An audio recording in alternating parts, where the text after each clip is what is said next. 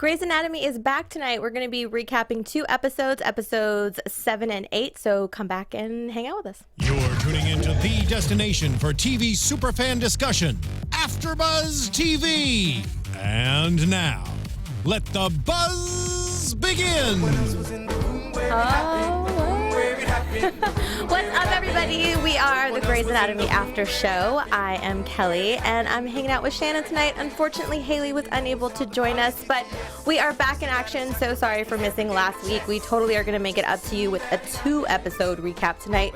We're going to be talking about episode 7, Why Try to Change Me Now, and episode 8, The Room Where It Happens. Yes, and that's what we're hearing in the background. That song, Room Where It Happens. Room where, hey, it's party up in here. The Grey's Anatomy recap. All right, so there's a lot to cover tonight. Yes, it is.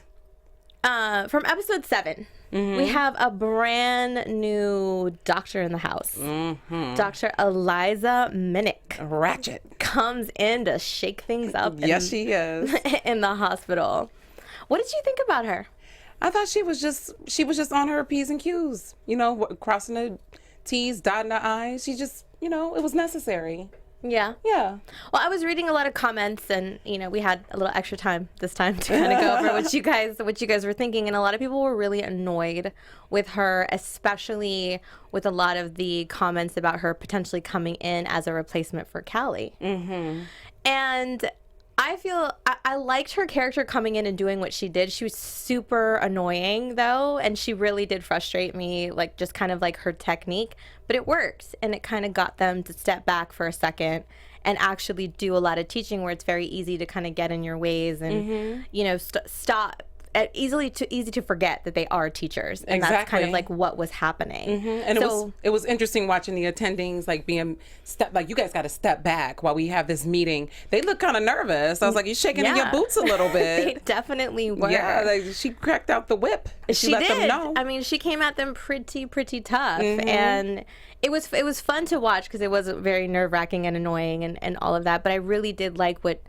I like the reasoning behind it, and I liked that she forced them to kind of look at what they were doing and kind of reevaluate how they were teaching, or that they weren't even teaching at all. Right, exactly. At some points. Yeah, we got to get our act together. Basically, is what I felt from that episode. Definitely. But I am annoyed, though, if there was that little interaction with her in Arizona, and that did kind of bother me because I feel like it's the same story. Why are we telling the same story? Okay, so you just don't want her to get Arizona needs a girlfriend, though. No, I mean, she does, and I like that I'm so glad it's not Murphy. Yeah, Murphy was like, over that. No, Murphy. No. But I mean, I do like that she's a sophisticated, smart person, but it's the same thing. Like, can we get something a little different?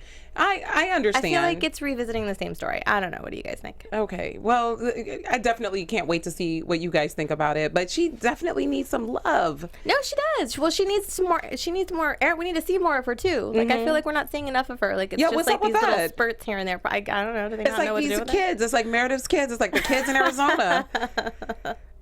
Raising Arizona, raising these kids. Where are they? Where's everybody? But I felt like this episode gave us a lot of repetitive stories because, you know, we have that, and it kind of looks like it's playing down that same road, which is a little, I mean, I hope it doesn't. I hope it goes in a different direction, and it could. So we'll kind of see where that goes. But then you go to Amelia and Owen, and she's been avoiding him, sleeping at the hospital, and just kind of wanting to stay away from him ever since her miscarriage, and she won't communicate. But I thought it was really cool that she's talking to Alex. The false sign that she was pregnant. I'm sorry. Yes, false alarm. Sorry, false not a alarm miscarriage. pregnancy. My bad. Yes, no, the false alarm pregnancy. But I thought it was cute that she was confiding in Alex, of all people to talk to. Like, she's opening up to Alex and talking to him, and you know, he's telling her, you need to go talk to Owen. Because it's again, there's 2 people in a relationship, and it's like, what do you want me to do? So that was really, really, really good advice from Alex. Right, absolutely. But then again, here we have the same storyline that everybody knows. Kellie's not digging it. She's everybody knows how much Owen wants children, and again, she doesn't want kids. Yeah. And she just blurts it out, and then I don't want to see him play this all over again. Yeah, because it is. You're right. Like it's the same story. But that's what happens when you're in season 13. Sometimes like old storylines gets revisited. I feel like this is his only storyline when it comes to, you know, because remember when he almost adopted that kid, and then the whole thing with him and Christina, like talking about kids, and then now he's back. Here he is again. It's the same and it's like, place. how does she? Didn't she know that he wanted kids before she married him? Like, is she like, how selfish is that to like? Well, I mean, I understand, you know, I understand it from her side and the trauma and all of that, and I absolutely do. But at the same time, I just feel like it's so tired. Is it tired? Well, how about this? At Maisie131, May E, one of her theories, because she has a bunch of theories on, we're not here yet, but she's like, what if Owen is triggered by patient 1308 and then causing him to have a PSD flashback and then attack Amelia? So would that be like a... No, but then again, that's going to be the same thing. Oh, okay. Then he's going to choke her again? Then that's the same story. She's like, okay, it's the same story. So she just wants new stories. And what are we going to do? We're in season 13. I just want to see Owen get something a little different. You want him to have a baby. She wants him to have a baby and meet somebody. Maybe he can get together with Stephanie. Maybe that'd be cute. Is that weird? No. Have a little mixed baby? No, I actually kind of like him and Amelia together. And I want him to kind of help her get through that, and maybe that's where it's going. I mean, I don't know, so maybe we're getting a little bit of that, but it's going to turn out in a better place than the ones before, so I'm hoping for that. But I'm just like, it's the same. It's like a repeat of stories. I guess, you know. I mean, to a certain extent. I mean, it's. I mean, obviously, it's there's subtle difference. It's a little different, but I don't know. Maybe I'm just crazy. You guys can leave us comments. And tell me, I can't wait to see the comments regarding that. It's like, what do you guys think about that? But one of the funniest storylines, I think, was April on Tinder. Yes, April, and then turns out Jackson's on Tinder too because she swiped left. Yeah, she's like, oh, don't worry, I swiped left. Like it's so. But I wonder if he swiped right. Well, he didn't see her because he didn't know she was on Tinder. So they haven't. She hasn't come up on his page yet. It felt very like Friends to me. Like it's just like I'm starting to sense a little. Or if any type of like love is maybe they both hinted at it a little bit. Like, well, he was absolutely jealous. I mean, he was trying. I mean, I thought it was very cute. He was trying his hardest not to be. Well, he was encouraging her to go out at first, though. Right, but he was absolutely jealous. You think so? Absolutely. Well, it is his baby's mama. He was totally jealous. I don't know if he was jealous. I didn't. Okay, totally fine. Jealous. I didn't sense but he was trying to be the friend, and he was trying to know his place, and he was trying to be encouraging and all of that. But he was also encouraging her to go on bad dates. Yeah, that's true. And she looks so cute and hopeful, and I'm like, wait, does she really need to get on that bad? Like, is she just really? How old is Harriet? Harriet's only like 3 months old. 2 weeks old. Yeah, like can we give yourself some time to recover from this major surgery, April? Like, calm. And I know somebody's probably gonna get mad at me for saying that, but like, it was a major, pretty like. On the kitchen table at Meredith's house being dug up by a kitchen knife. Girl, calm down. Like, do we really need to get it that bad? Yeah, take a beat. Take a minute. No, but I mean, I get it. It's an awkward situation. You know, she's living with her ex and she's trying to have a separate life. And she has a baby with him. And, you know, but she's trying to kind of have her own life. Get your own place first and then start going on dates. That's just so awkward. So, I mean... But it's funny that he was on it too. She's like, I saw you on it too. So don't even, like, she was like, don't even trip. Like, but that wasn't really cute. Their interaction was very cute. And I liked it. I like kind of like how they each handled it. And then, you know, to kind of put it more on a friendly level. But they'll probably end up getting back together later down the line. You think so? I mean, it looks like it could. I mean, it's definitely a possibility for sure. But I think they left it in a place where it could go either way. Right. But it looks like she's really trying to convince herself that she is moving on. And I feel like he's still a little more on the fence than she is either pretending to be or she really is. Okay. Yeah. So. I don't know. We'll see. But I kind of don't want them to get together because both of them made me want to like punch them. Like, I don't know. I just didn't like them. They were very punchable, both of them together. I actually like Jackson better with Stephanie. I did. They were absolutely not my favorite couple, and I used to get, and everybody that's watched from when I recapped before, like I got so much flack because I didn't like their relationship. I actually like their relationship so much better now. As friends? As well, just where it is, because I feel like April is now in a place where she's starting to communicate a lot better, which I felt that her character didn't do before. Being whiny and annoying and at that's why I first. used to get so frustrated. And that's why I used to say all the time that I felt that she was very selfish because she wouldn't, like, she did everything that she needed to do to move on from whatever was happening, but she forgot that she also needed to consider, like, his feelings and talk about it. She just wouldn't. She had to go deal with herself and then come back and talk about it. And I always felt like that's not fair. And that always bothered me, but I feel like this time now where they are, she's not doing that. She is communicating more, and she seems to be more vocal, and I really do like So that. you think they can probably recover and I think they could. make a relationship? I've actually It's just co-parent and call it a day. Get back with Stephanie, and she could find a tender man. I don't know. It's really like a big deal for me to say that because I was so not a fan of that couple. Okay. And even when we had her on the show and she was amazing, I was like, I wish I was just here when like, she was on the I show. cannot deal with that. And You're annoying. Like just you together, you and him together are just wrong. But the growth, I like the growth, and I can appreciate it. And well, I a baby do will feel, make you grow fast. Yeah. Yeah. And I feel like it did a really good thing for her just to be able to really say what she feels and kind of be more open about just communicating to the other person, which I didn't feel like she did before. So I like that. Understood. I like it. Understood. Down with it. Understood. Okay. I don't know. And then we've got Bailey and Jackson's mom that brought Dr. Minnick in. Like talking about everything that's going wrong with the hospital and the teaching and all the issues that they've had with all the disciplinary actions and all of that. And then it all boils down to Dr. Weber. Yeah, everybody's beating him up. Since he's over the whole residency program. So what is going to happen to him now that everyone's in awe of Eliza's whole kind of method. like work, with her method? I feel Weber will acquiesce. He's not going anywhere. I don't think so at all. And one of our viewers, said that, and I kind of agree with him, Richard _101. He said, why is everybody hating on Dr. Weber? I'm like, he's right. Like, he's just getting kind of squashed there a little bit. Like, I guess if you have to have a fall guy, I guess it would make sense for the person who's actually doing the teaching to be. Well, he's always kind of been the dad. And I feel like it's really The easy. lovable Bill Cosby, as I said. Somebody got so mad at me when I said that. But it's like, he is. He's like the not Bill Cosby. Like the lovable doctor From the television show. From the television show, Bill, from the Huxtables.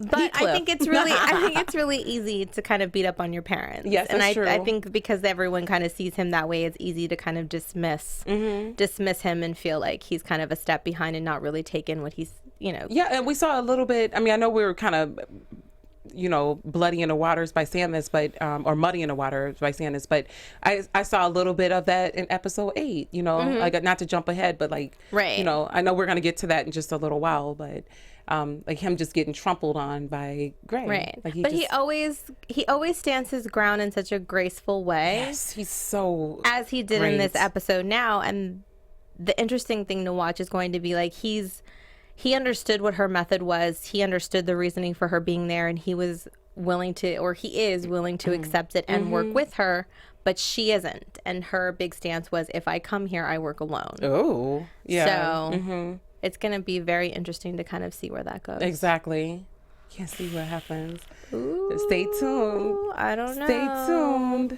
I mean, that seems to be kind of like the biggest touch points for that last episode. Definitely. So There's some fun things happening there too. I know, and there's definitely a lot of drama and a lot of like new things going to happen at the hospital, which is going to be really nice. And I'm going to stick to, I want Eliza and Arizona to get together because I want Arizona to be happy. Like I want to see more of her. I love her. Okay. I like her. And I want to see more of the kids. I'm like, where are these kids?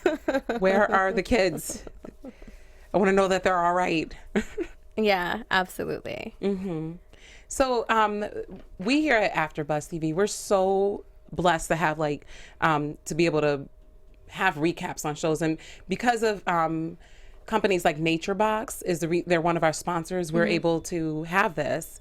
And so like basically what do you do when you want a snack, but all you can find is junk food? Rely on your self-control to resist the temptation, please. And you gotta use NatureBox. NatureBox is delicious. NatureBox snacks that actually taste great and they're better for you. Created with high quality ingredients and are free from artificial colors, flavors, or sweeteners. Me personally, I'm vegan, so that's what it sounds like. It's right up my alley. I like something that's like nice and safe to eat, and it's good. I'm pretty sure everyone at Gray's would approve. All the doctors there would approve of this. NatureBox recently made their service even better. Now you can order as much as you want with no minimum purchase required, and you can cancel at any time. It's that simple. You can go to naturebox.com and you can see their snack catalog, and there are over hundreds of snacks to choose from. I hope they have peanut butter. I love dark chocolate too. I'm on board with that. With NatureBox, you'll never get bored. There are new snacks each month, inspired by real customer feedback. And if you ever try a snack you don't like, they will replace it for free. So that's how dope they are.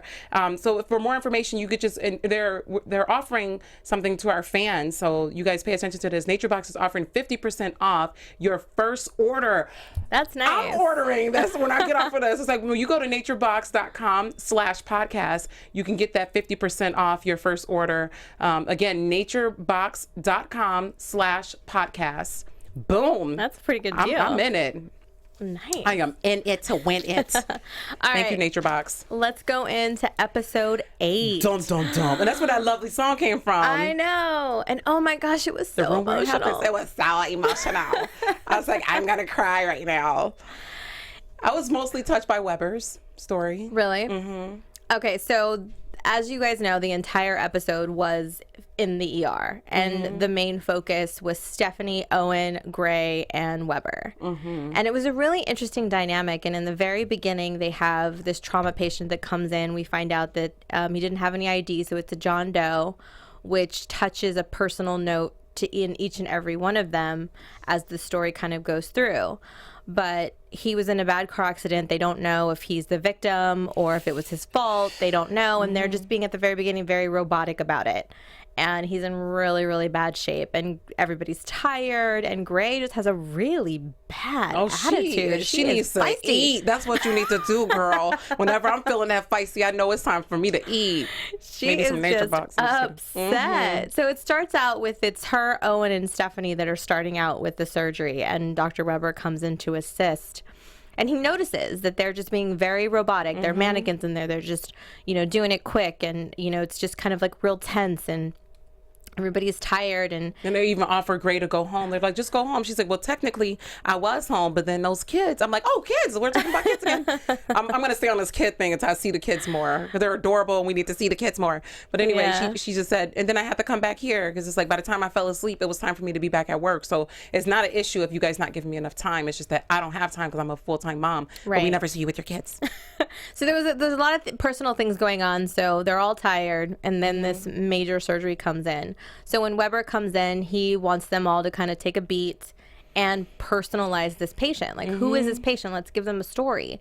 So that way we can really focus on saving this person's life. Humanize it. Yeah. Right. Because they've lost it. So, empathy. That's what you're saying. Let's have some empathy. Right.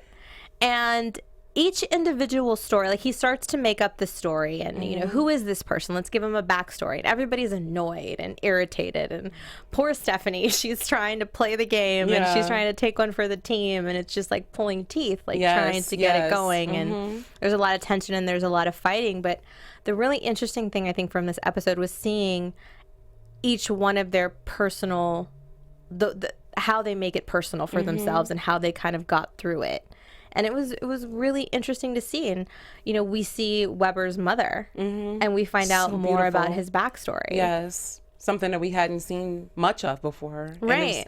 It was so, the mother was gorgeous too. Very beautiful. At first I was like, wait, because I didn't understand that that's what he was doing at first. It took me a few beats to realize that that was his mother, because like the way she was dressed, I was like, wait, that's a fly outfit, but that's kind of outdated. Is she a hipster mom? Like I was like, what is going on with this mom? And then as we got more into it, I was like, oh, that's his mother. And it was really beautiful, like playing the cello, and like it was so vivid, like the colors that he created. Like it just had so many beautiful layers, and what he experienced from his own 10-year-old mind, and how he was able to piece together everything that was happening to her as he got as he became a doctor and was older. Then he was able to say, oh shoot, this was what was happening with my mother, and she wasn't even aware of it. And then turns out when they were aware of it, she only had 6 months. So sad. It is very, very sad, and it makes me see a lot of Weber, because for the first time I was like, this is why he's so. And his wife, remember, his wife was had Alzheimer's, and like he has compassion and like real deep rooted just compassion and love for women. And I think that's so like still allowing them to be strong, but like his mother was very soft at the same time, but still very like iron fist, but strong. And so I got a lot about Weber after this, like like understanding him a little bit more. We find out where that where it all came from, his like gentleness, but his strength too, like the strength of, because we didn't hear too much about the dad in this story, but it was beautiful to watch him like just paint this beautiful vivid picture of a loving mom who's just doing her best and having dreams and goals and aspirations. So in other words, he's used to like she was almost like very yin but strong at the same time. I love his mom. I was like, that would be a nice mom. And it was very sad to see that he had to go through that at such a young age. 10 years old, he said. There was not much he could do, and I'm sure that he, as he was kind of growing up, felt a little bit of guilt about that, like being helpless and not being able to do anything. And that explains like I would almost say that the essence was almost like Snow White, because she almost seemed like the way but he also remembered being reprimanded, because he was like 3 kids and they were busy, so she had to like have that reprimand thing going on too.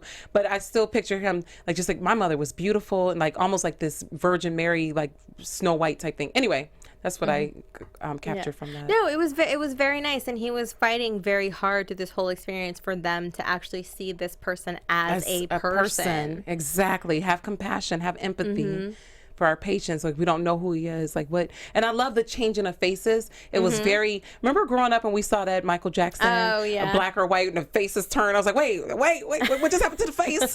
So it kind of reminded me of that. I was like, oh, they spent a little money on this episode. But that was a very nice story. And then beautiful. we go into Owen and we meet his sister. Yes. Which was really nice. Cute redhead, we so meet adorable. his sister. And the unannoying April. No, I'm just kidding. I'm just kidding. April, we love you. But he goes back to being like out in the field, and she's there with him, and we find out like when he starts feeling guilty about something, it's when he kind of like kind of thinks about her and sees her and kind of talks with her whenever he's feeling guilty about something. About the fact that he couldn't save her? That's what I kind of captured. Is that correct? I think so. I mean, that's kind of what it seems. That's what is it that seems everyone like. He's trying to save, he kind of pictures as, doing everything he can, the way he would have wanted to do for her. And almost unrealistic, though, too. Right. Like, he's not taking no for an answer, which is good in a doctor, but also, like, take a step back, and that's where we get Stephanie, like, just like, girl, speak up, like, Right, and that's kind of where the fighting was coming from with Meredith, is that she was wanting to stop and not go that extra length, and he was wanting to go further and further and further, and so was Weber, really pushing, let's do everything we can, to the point where she finally breaks and is like, hey, I'm pulling rank, and I said no. She said, I quote, I outrank you. I was like, yeah, she did. Sting. I mean, I felt the venom of that. I was like, she just went and that was like a snake. She was in such a bad mood for the majority of this episode. She was really angry. Yeah. There was a lot of that. I think it's hangry. I think she needs to eat. It could she didn't mention food in any of those. She was very sleepy cranky and probably hungry. Probably hungry. But also, I mean, they were kind of ganging up on her, so she was just really kind of standing her ground, as she always does. Yeah. She never lets anyone bully her, which is good. That's a beautiful quality. Yeah. But it was very interesting to kind of see Owen's relationship. We see a little bit of the relationship that he had with his sister. It's really sweet. And it was really, it was such a nice brother and sister relationship. And I feel like she was allowing him the space to try to forgive himself for her not being here right now. Yeah, I feel like that was kind of like therapy for him. Very therapeutic. And kind of like going through, well, what are you feeling guilty about? Are you feeling guilty for being nice to Nathan? Are you feeling guilty about your wife? And then I have like the little part where she's like, oh, are you feeling guilty about her? I like her. Yeah. You should have married her. And she's talking cute. about Meredith. Yeah, that would never, ever, ever happen. No, that would be so gross at this point. Ugh. The sister-in-law and her best friend, and then her. Yeah, no, that's a capital no exclamation point. But I, going into Stephanie a little bit too, how she didn't have a voice growing up, and like how she couldn't like learning how to speak up and like be louder and be firm. Like, this, like you're very smart, right? And I never heard this before, but I captured that she was in bed ill a lot. Yeah, I didn't know that before. She had a disease that made her bedridden for a lot of her childhood. Oh wow! And so she spent a lot of time reading. So she spent a lot of time in the hospital, and doctors weren't. She was a little kid, and so she was seeing the younger version of herself. So cute. So that's what she was saying, and that was like her younger self talking to her, saying, speak up. If you want to be heard, you got to speak louder. And I love that. Have a voice. Yeah. Make your voice heard. And she spoke up, and they were like, we're so glad that you caught that, because they were in the middle of not figuring out. And Deborah Cutie Battle, at Deborah Battle, she just said, little Stephanie was so cute. She absolutely was the most adorable. I am retweeting that because that was so adorable. I absolutely agree with that. I was like, yes.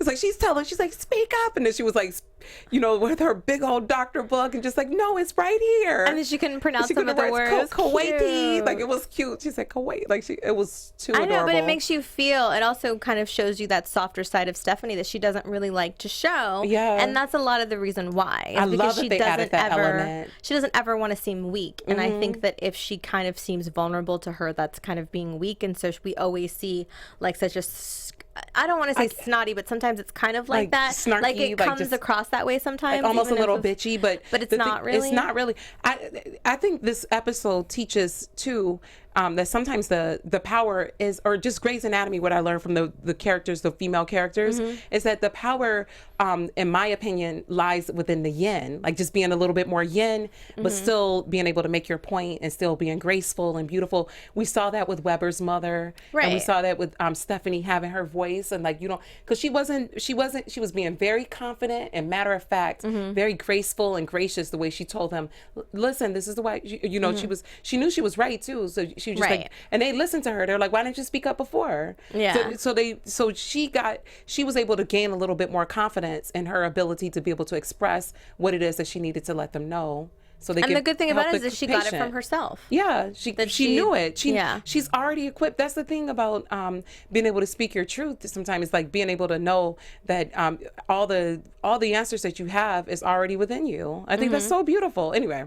Yeah. I love when Grace does this, like they have poetic meanings and, well, one thing that I voice heard. Was really interesting too, when, going back to Owen's scenario, when his sister was standing by Meredith and was like, oh, I like her. Was that kind of like her giving the okay for her and Nathan to kind of be together? Oh, that's so sweet. Ooh, I like that. I like that weaving. Look at you, Kellie. Kellie's like, you think you just to soften the blow when Riggs and Meredith get together? Could it be that? She was just giving her seal of approval? And I love the episode. It's like when you personalize them, like, oh my God, they have kids. Because when they started getting to know, a wife came in and was able to identify the patient, and turns out he had kids and everything. Then suddenly they were able to personalize it for Grey. Yes. And that was really beautiful to watch that too. Oh, and it's like with the kids, it's like the kids. I was like, oh, finally the kids are here. Okay, good. Not only do we finally get to see these kids that are now like teenagers almost, but no, I'm kidding. What's our college tuition? We also see how Meredith told them about their dad, which was so heartbreaking and such a powerful scene. And I think it was just done so beautifully and so Yes, movingly. absolutely. It was just, it made me cry. I have to say, it was very, very. I mean, sad. it definitely. I'm always telling Haley, I say it's gonna take a lot to make me cry, but that did kind of make my heart flutter a little bit, but not tear. I haven't cried since Shep died. I have not. That's the last time I cried for Grey's Anatomy. But right now, I'm just like, I'm still like, I was like, yeah, that's sad. She had to tell the kids. But I was like, if they show tears coming from those kids' faces, then I'm losing my shit. That was my gauge. I was like, if one of those kids cry right now, I'm losing my shit. But they're like little kids. It's probably hard to get them to cry on cue. But the conversation though, just the back and forth with her and Zola, like, why can't you fix him? You fix everybody. Why can't you fix him? And her having to say, nobody can fix him. So on season 23, when Zola's a teenager, like, you couldn't fix Daddy. So now we know where it's coming from. But it was just, it was just awful to have to tell, to have to say that, and have to, and to know that there was nothing that she could have done. She just wasn't. And to know that, going back to, when all that happened, that it was doctor mistakes. Yes, huge doctor mistakes. And that's even that's more devastating. Worse. That's way more devastating. And that's when kind of the light bulb went off in her mind. And she's like, wait, we can save him. We can fix it. And then she kicks back into gear. She gets her fifth wind or whatever it is on, whatever hour of non-sleep she's on. And, they end up saving the patient. That's so amazing. I'm so happy to hear that. They put their brains together, personalized the patient. And it was just such a beautiful and intimate episode today. It was just bravo, Grey's Anatomy. And it was a lot of strong women that we got to see. Even, beautiful. being 2 women in the ER and 2 men, but all of the backstories were all women. Yeah. Which was really nice to see. Very sweet to see. It all comes from, that strength and kind of, divine feminine. The strength and the divine feminine. I don't think that was an accident. No, not at all. Just so beautiful to watch. watch. It was really, really nice. And it was overall, just being in that one room for the duration of the episode, it was still such a nice look inside each one of those characters, and something we haven't seen in a while from any of them. So it kind of It's a good episode. Yeah, it did. It kind of like, without all the drama and the fighting and the I'm married and I'm pregnant and like all that, it was really kind of nice to. Who was your Tinder date this week? To take a step and kind of look inside these characters and kind of see where they all are and kind of, see where they could potentially go. Absolutely. So it was beautiful. Beautiful, beautiful episode. And then we got to see Derek again. Oh, in the ferry boat's cap. We need to take a moment of silence. So damn handsome. That's the main reason why I was saying, I was like, how you gonna kill somebody that fine? But I get it. It needs to, it's a story. And I know he's still alive and well. You said you saw him the other day. I did. He was hanging out in Malibu. I did. I saw him. I was like, oh. He was having lunch by himself. I would have lunch with you. Patrick Dempsey. I would have lunch. Oh, he's so McDreamy, even more so. But I just want to be his friend. I know he's married, and that's part of the reason why he let go of the show too. But like I would have lunch with you in Malibu as your friend. We could be platonic. That's cool. Anyway. And then we've got the winter finale already. Winter finale. Next week. It's happening next week. Fast, And the previews, like the previous show, there's so many crazy things gonna happen. So oh my god! It's gotta be crazy. It's gotta be crazy. All that stuff probably is not going to happen in the next episode, but it just shows what's to come. So do you want to get into predictions? AfterBuzz TV predictions. Well, I think Joe is heading out. That's what I think. I don't think, I definitely think Joe may be the one who's getting out on her, mainly because on her Instagram, apparently she is preggers.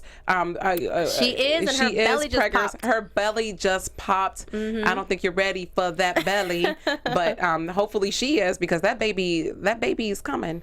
So I think that's part, and it's not part of the storyline. And I want to thank, because I wasn't following her before, so I want to thank @Tori496 for informing me about that. I was like, oh, well, thank you for that information.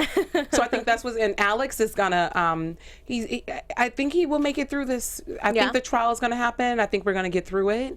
I believe April's going to find a date that she starts seeing, and maybe Jackson is start maybe being a little bit more jealous. And Amelia and Owen's got to find some common ground. They at least have to have conversations. Right. I don't know. That's pretty much, that's where I'm sitting at for all those major, those aren't even the major ones is definitely the DeLuca, Alex, and Joe situation. Right. So what's going to happen there? At Mary thinks that it's going to turn out that this is a wild speculation, as she said, but she said, well, maybe Alex is going to, turns out he has a tumor, and that's the reason why he snapped. And I'm like, she's just trying to save him. Mary, is that your, or May, her name is May, is that your way of trying to save him? Like, I thought that was pretty interesting anyway. So that's it. That's it for me. All right. Well, we know like they've got to go to trial sooner or later, so we know that the trial's coming. But I think it's going to be really interesting to see what Joe has to say if they want her to be a witness, and kind of whose side she's going to be on, if she takes a side. I mean, I kind of hope she just kind of tells the facts as she remembers them, and doesn't really neutral. Yeah, and stays as neutral as she can, and she's going to end up telling Alex finally that she's married. I know, we saw that in the. So. Well, we were talking about that earlier this season. Like, she has to confront her past. She has to be okay with what. That's the only way to dissolve any of this. Right, like, absolutely. She has to just like let it go so she can move forward with her life and get a divorce because she's afraid to get the guy. But I thought that was beautiful that the elevator closing. I love dramatic scenes like that. Dun dun dun. The elevator's closing. I'm pregnant or whatever it is. It always has to be with the elevator. Dun dun dun. And the baby's not yours. I like that. That's I can't wait to see how she, and now it would make sense. And he's like, and then he'll probably end up getting angrier at her because he's like, I wouldn't have beat DeLuca's ass because then I would know that's the reason why you wouldn't marry me.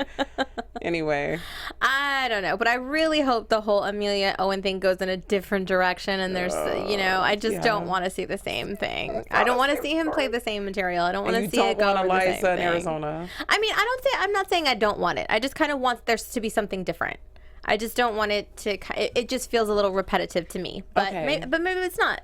I'm hopeful that it won't be. That it'll be something new and different. All right, I'm feeling you. So all in all, I'm excited. Picking up what you're dropping. I'm excited for this action-packed finale. Yes. So hopefully it will be, which I'm sure. Oh, it's the show definitely. always packs the punch before it Stop leaves us for a break. But definitely thanks you guys for joining us tonight. Please make sure to go to AfterBuzzTV.com, go to our YouTube, iTunes, like and comment on our podcast, and you can follow me at Kellie with an IE 079. And you can follow me at Shannon Bobo on Twitter, Facebook, and Instagram, and I will follow you back. Thanks, guys. We'll see you next time. Bye. From executive producers Maria Menounos, Kevin Undergaro, Phil Svitek, and the entire AfterBuzz TV staff, we would like to thank you for listening to the AfterBuzz TV network. To watch or listen to other after shows and post comments or questions, be sure to visit AfterBuzzTV.com. I'm Sir Richard Wentworth, and this has been a presentation of AfterBuzz TV. Buzz you later. The views expressed herein are those of the hosts only and do not necessarily reflect the views of AfterBuzz TV or its owners or principals.